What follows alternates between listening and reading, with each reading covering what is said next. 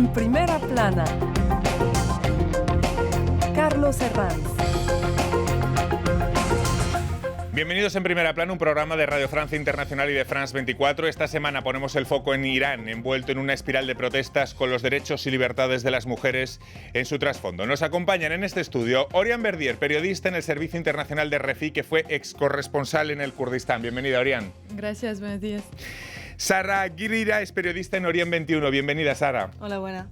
Logan Perpiñán es periodista independiente, fotógrafo, que conoce bien también el tema del Kurdistán. Bienvenido. Buenos días. Y Catalina Gómez, en duples desde Teherán, nuestra corresponsal de RFI. Buenos días. Buenos días. Muchísimas gracias por invitarme y un placer estar con ustedes. Las movilizaciones en Irán, hoy nuestro asunto en Primera Plana. Movilizaciones que se han convertido en una repulsa al sistema teocrático. Acaba de concluir el periodo de luto de 40 días por la muerte de la joven Mahsa Amini, la joven de 22 años que murió bajo custodia policial detenida por llevar mal colocado el velo por la policía de la moral.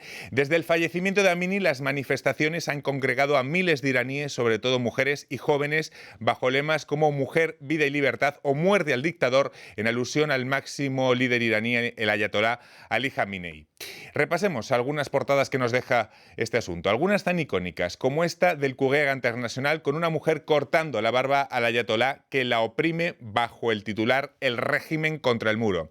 En España, el diario ABC, la rebelión de los velos. Las mujeres desafían al régimen ayatolá tras la muerte de Amini y se quitan el hijab en una protesta que se extiende por el mundo. Este artículo del Iran International lleva por título El régimen clerical incapacitado para negociar con la llamada generación Z. Vamos a hablar de ese factor de juventud en las protestas. Y esta portada del New York Times, la más reciente, toca las movilizaciones de esta semana tras los 40 días de luto por Amina. Bueno, Oriane, ¿hasta qué punto estas protestas podemos decir que están fragilizando al régimen? ¿Hablamos de un verdadero punto de no retorno? Pues sí, de hecho, justo ahora estábamos viendo que pasaron los 40 días después de la muerte de Mahsa Amini y desde el comienzo lo vemos día a día que no se para. O sea, estamos esperando de saber si va a durar, parece que dure y también está en diferentes clases de la sociedad. Está en Teherán, está en provincias, está en clases más pobres, en clases más ricas. Entonces, parece que dure y también se ve que los jóvenes dicen que están listos para morir. O sea, solo quieren que las cosas cambien. Y eso nos hace pensar que igual iba a seguir, pero siempre estamos esperando para ver el futuro, ¿no? Claro, porque hace un mes hubiéramos pensado, bueno, el régimen acabará con esta feroz opresión, acabarán las protestas, pero no, las semanas pasan y las protestas continúan.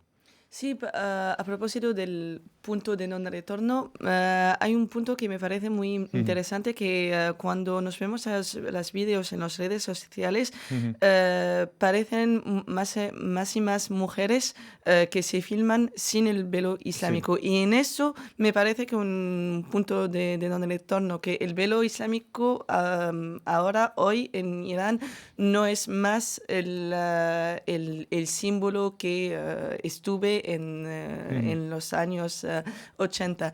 Y sí, claro que, bueno, el régimen es muy fuerte en Irán, que los conservadores controlan a todas las instituciones, pero sí que tenemos una juventud que de una cierta manera no tiene mucho que perder. Es que llama mucho ese punto, la juventud. Estamos viendo gente de 11, de 12 años, es decir, adolescentes. Está muy conectado. A lo mejor fueron los hijos de los padres que salieron a las calles en el principio de los años 2000. Los nietos. Logan, un punto de no retorno. Es difícil de decirlo por de momento. Es difícil saber si el régimen está totalmente desacralizado porque lleva 40 años. Claro. Y estas cosas sí que lo sabe hacer. En 2019 la gente salió a la calle porque los precios de la carne o del arroz eran terribles. Las familias vivían en una situación económica terrible. Según varias fuentes, estas manifestaciones se concluyeron por una cifra terrible de más de 1.500 muertos. O sea, y gente que estaba manifestando porque tenían hambre. Hoy este movimiento va más allá, porque el velo, perdón, es un símbolo de este régimen y es un símbolo de dos poderes iraníes, el poder político y el poder religioso. Así que es casi seguro que este régimen no va a dar nada para comprar una paz en este país y va a seguir en esta vía.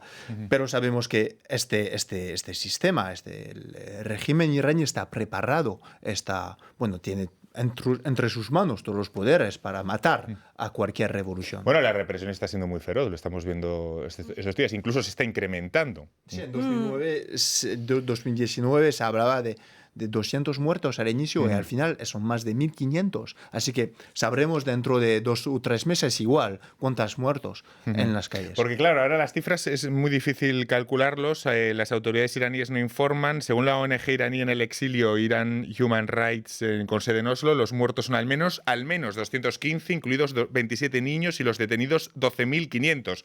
Lo que pasa es que, claro, es tan complicado que aproximarse a esas cifras y saber cómo son estas cifras en realidad. Bueno, vamos a conectar en este punto con nuestra corresponsal en Teherán, con Catalina Gómez. A pesar de una represión feroz, como decíamos, las protestas continúan. Evidentemente, la opresión de las mujeres y la violencia son la chispa, pero las protestas indican un profundo malestar que quizá vaya más allá. Un malestar que une varios factores, podríamos decir, ¿no, Catalina? Hay algo muy importante para mirar, que una de las maneras que como sigue protestando la población en las mujeres, cómo se han dejado caer el velo, y a pesar del temor, pues antes ya veíamos mujeres sin velo, caído, caminando por la calle, pero siempre con el velo aquí. Ahora vemos muchísimas más, incluso sin el velo puesto, lo llevan en la cartera, o algunas ni siquiera lo llevan en la cartera, en una manera también de protestar contra esto. Pero obviamente el velo es simplemente un símbolo de todo lo que son estas protestas. No solamente partían de la violencia que trae esa policía de la moral y esa represión que hace el Estado contra la población, especialmente la sienten los jóvenes. Esa represión no solamente viene de la policía de la moral, sino vienen de esos cuerpos paramilitares o que apoyan al sistema, como los basillís, esos Lebochaksí, estos hombres vestidos de civil que hemos visto en la calle. Entonces, obviamente, todo esto es una bomba. Se van uniendo elementos sumados. Obviamente, esta no es una protesta que surge por razones económicas, pero sí hay una indignación por la situación económica, por la falta de esperanzas, de posibilidades de futuro, que sobre todo lo ven en este caso, como lo vemos reflejado los jóvenes. Entonces, todo esto es como una unión de muchos factores que terminó por explotar cuando muere Mahsa Amini por este abuso de la policía de la moral, porque todo el mundo sabe qué tan violentos y qué tan abusivos son. Velo caído como símbolo de algo que va mucho más allá, decía nuestra corresponsal, una suma de elementos, una bomba. Claro, quizá que está el sentimiento de que no hay nada que perder, y con ese sentimiento de que no hay nada que perder, quizá esa sea el arma más potente, ¿no?, contra el régimen. Orián.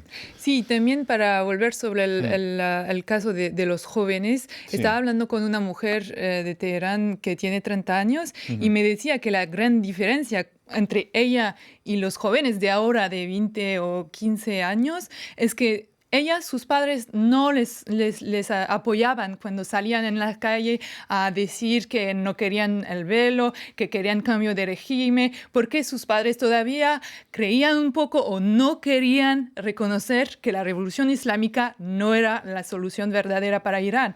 Pero la diferencia ahora que los jóvenes también tienen sus padres que los apoyan primero, y también, claro, crecieron con el Internet abierto, claro que Irán el régimen controla, pero ahora tiene muchas maneras para así pasar por otros vías para llegar a todos los sitios de Internet en donde todo el mundo va. Entonces, creo también eso es lo que hace que la bomba no puede volver a entrar en la caja, porque está abierta y no puede hacer nada el régimen. Claro, puede, no hay que olvidar su violencia y su capacidad a controlar, pero creo que de verdad algo cambió en esa manera también. Zarra. Bueno, es irónico que lo que vemos hoy es de una cierta manera la consecuencia de la política o de la revolución islámica, que tenemos una juventud iraní que es educada, que se va a la universidad, que vemos muchísimos estudiantes, bueno, porque hay 4 millones de estudiantes en Irán, que todo el mundo se va a la universidad hoy en Irán, y entonces esa política de educar a la juventud, que fue una de las prioridades del régimen islámico, bueno, se vea la consecuencia. También para hablar de que una juventud que no tiene nada que perder, porque esas personas que tienen menos de 25 años, que aún no trabajan, aún no tienen responsabilidad económica o familiar, y entonces no es la generación de, entre 25 y 40 años que está en el mercado del trabajo, etcétera, y que tiene miedo. A ellos no tienen miedo, que crecieron con el Internet y con las redes sociales, y ellos solo quieren libertad. Claro, es que luego además las responsabilidades en la vida te dan cierto miedo a veces respecto a las cosas, ¿no? Es entendible también.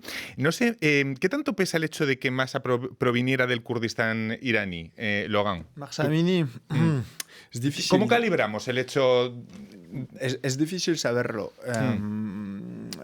Los kurdos con quien hablé hace poco en el Kurdistán de Irak sí dicen que ha sido matado porque era kurda. Pues como periodista yo no puedo afirmarlo, claro. No sé. Luego lo que se sabe es que las provincias del Kurdistán y del Baluchistán, que son dos minorías étnicas y religiosas, tienen un tratamiento especial de la parte de las fuerzas de represión iraníes. La policía, el ejército, los cuerpos de seguridad iraníes no disparan de la misma manera en Zahedan, en el Baluchistán, en Sanandaj, en el Kurdistán o en Teherán. Sí, eso es cierto. Bueno, luego lo de Mahsa Amini, de momento es complicado afirmarlo. Es un movimiento sin... Sí, Serra. A propósito del Kurdistán, que 6 días, lo creo que después del asesinato de Mahsa Amini, fue una huelga en el Kurdistán iraní, y que fue una represión terrible contra los vendedores que hicieron la huelga en el Kurdistán. ¿Algo más que añadir a lo del Kurdistán? Sí, Orián. Creo que hay dos cosas. Sí. O sea, Kurdistán de Irán es históricamente también un lugar de rebelión en contra del régimen. Entonces está organizado y encuentra con el movimiento feminista iraní. Los dos se unen y creo que eso hace la fuerza. Y también el feminismo en Kurdistán es muy fuerte. El eslogan mujer, vida y libertad viene de Jinjan Azadi, que es de Kurdistán. Entonces creo que sí, no se puede calcular exactamente cómo, pero es seguro que los dos se unen y hacen fuerza. Luego recojo este hilo que después de la pausa que propone Orián, y también os voy a plantear lo que pasó hace 10 años, las primaveras árabes, cuánto tiene de semejanza y cuánto de diferencia, cuánto es comparable y cuánto no esto que estamos viendo ahora. Volvemos enseguida.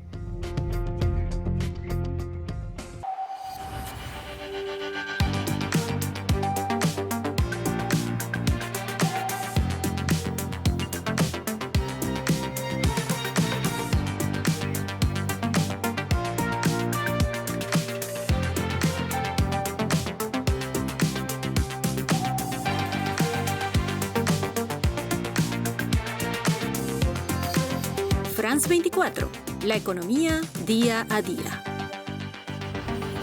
Liberté, égalité, actualité. Enlace. Del Cono Sur a Norteamérica, de los Andes a Centroamérica. Una cita semanal con los temas más importantes de los países del continente americano. Presentada por los corresponsales de France 24. Enlace en France 24 y France24.com. Seguimos en primera plana hablando de la espiral de movilizaciones en Irán, y lo hacemos con las periodistas Orián Verdier, Sara Aguirre, Laurent Perpiñá y nuestra corresponsal Catalina Gómez desde Teherán. Es un movimiento sin dirigentes. Ya hemos conocido estallidos de esa índole durante las primaveras árabes. Recuerdan hace 11 años. ¿Se vale la comparación o es muy distinta a la situación actual más de una década después, Sara? Bueno, estamos 11 años Sí. después de la primavera árabe, entonces hemos visto el fallecimiento Sí. de esas revoluciones. Y eso hace una gran diferencia, porque, por ejemplo, por los iraníes que se ven lo que sucedió en Siria, en Libia, y en Egipto, y entonces me parece que sería un poco difícil de hacer la comparación con lo que sucede en los países árabes, y también que Irán es un país que tiene instituciones muy fuertes y, como lo hemos dicho, que los conservadores controlan. Y algo más, la mayoría de la población iraní no es joven, que no tienen menos de 30 años, y me parece que eso hace también una diferencia, porque cuando lo más joven es lo más que tiene nada que perder, que tiene Sí. o que quiere que Arriesgar. rebota, sí, y entonces, bueno, eso también hace una gran diferencia. Logan, ¿cómo ve las diferencias de Yo lo que creo pasó que entonces y lo de ahora? no hay comparación No. posible por el contexto internacional y por el papel de los Estados Unidos, porque esta crisis, lo que está ocurriendo ahora mismo en Irán, tiene raíces profundas, y una de estas raíces es el acuerdo sobre el nuclear iraní que ha sido firmado por los Estados Unidos, por Barack Obama en 2015. Y que abandonó Trump. Eso ha provocado muchas cosas y una crisis económica terrible. Si hay una comparación posible, es más con países de Latinoamérica, creo. Sí. Porque este contexto internacional, hay interdependencias entre estos países y su actitud. Particularmente los Estados Unidos, pues tienen un papel muy importante en esta historia, y creo que la reacción del régimen iraní es de protegerse para luchar contra las injerencias extranjeras. Cuando el régimen iraní toma el enemigo externo para justificar todo, es decir, Estados Unidos e Israel, que intentan desestabilizar el país, y es por ello, es decir, hace la causa-efecto. ¿Este discurso hasta qué punto cala en Irán en estos momentos? ¿Hasta qué punto? Claro, es complicado, ¿no?, calibrarlo, ¿no? ¿Hasta qué punto los iraníes, la opinión pública iraní, compra este discurso? Sara. No que... El enemigo externo. Sí, no es que se compra ese discurso, pero que de verdadero es que sabemos que las restricciones internacionales y las secciones económicas y lo que sucede con el tratado nuclear, bueno, que de verdadero tuve consecuencias reales económicas, y eso fue una de las consecuencias que los conservadores sucedieron a las elecciones el año pasado. Y entonces que, no hay una conspiración del enemigo exterior, y también hay un otro punto, que hay las operaciones de hacking que se hacen, por ejemplo, los israelíes. Y entonces hay verdaderas amenazas extranjeras, y lo que se debe entender es que aún la población no va a comprar ese discurso de la gran comparación, del gran complot contra Irán. Complotación internacional. Pero una presión que existe. Sí, hay una presión que es real. Entonces, no se puede negarlo. Hay que matizar desde la presión. Es una arma que está utilizada por el régimen desde siempre. La amenaza exterior y la instrumentalización de estas manifas. Como si la gente en las calles estaba manipulada por los Estados Unidos y Israel. Creo que también hay que entender que los iraníes pueden hacer la diferencia, reconocer que Estados Unidos también son injustos con Irán y con la población de Irán, que les están imponiendo sanciones que les hacen pobres, pero también ven que el régimen es corrupto y es muy autoritario, y que no pueden vivir más con ese régimen. Y creo que nosotros tenemos que entender esto también, que es más complejo, porque creo que los iraníes, ellos sí entendieron muy bien y analizaron muy bien. Sobre todo, a lo mejor, una población joven que sí que tiene esa capacidad de sentido crítico. crítico, ¿no?, con lo que está pasando y sabe diferenciar lo que está diciendo Oriana en varios planos. Volvemos en este punto a Teherán con nuestra corresponsal Catalina para trasladarle la misma cuestión de la que hablábamos. Ya en 2009 vimos protestas muy interesantes tras las elecciones y luego en 2019 contra el alza de los precios del petróleo y la vida cara. También en 2017. Hace poco hubo una serie de manifestaciones por el costo de la vida. ¿Es un nuevo episodio? Esa inconformidad no solamente cada vez es mayor, lo que se muestran las protestas. En el 2009, pues fueron muy grandes, pero todas tenían una razón política. En aquel momento todavía había una convicción de que se podían hacer reformas y cambios dentro de la estructura de la política de la República Islámica, y eso era muy importante, y por eso ellos pedían que volvieran a recontarse los votos, que volvieran a hacerse elecciones, porque ellos pensaban que a través de esos líderes políticos se podrían hacer reformas. Luego ya vimos pues una gran represión. Esas protestas duraron casi 7 meses.